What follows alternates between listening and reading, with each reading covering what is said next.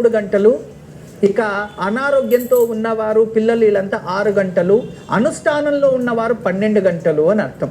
చూడండి, ఇలా ఉంటుంది పరిస్థితి.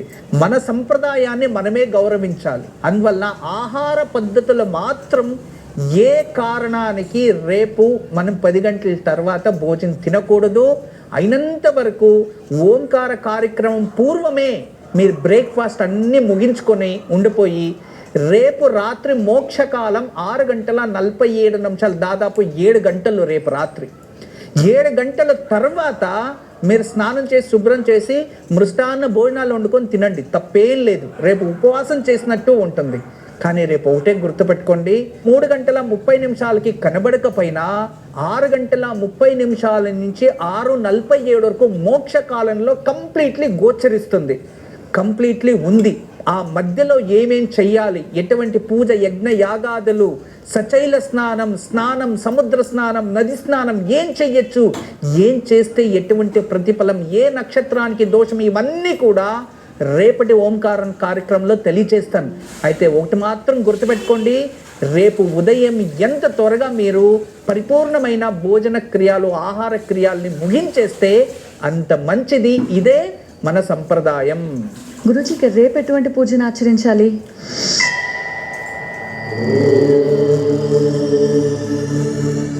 రేపు మంగళవారం సాయంత్రం గ్రహణం ఉంటుంది.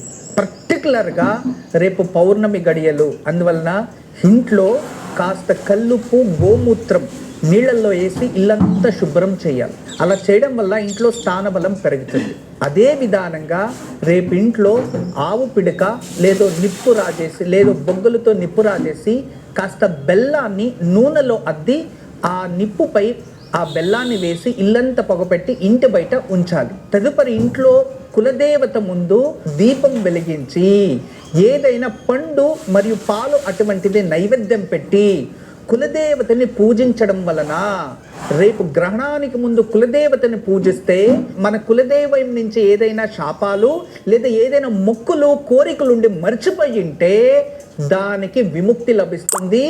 రేపు ఉదయం తప్పకుండా కులదేవత ఆరాధన ఇంట్లోనే సూర్యోదయానికి ముందు, సూర్యోదయ సమయంలో చేస్తే ఆ ప్రతిఫలం మీకు ప్రాప్తిస్తుంది. గురుజీ, మరిన్ని విశేషాలు తెలియజేసే ముందు కార్యక్రమంలో మరో విరామం తీసుకుందాం.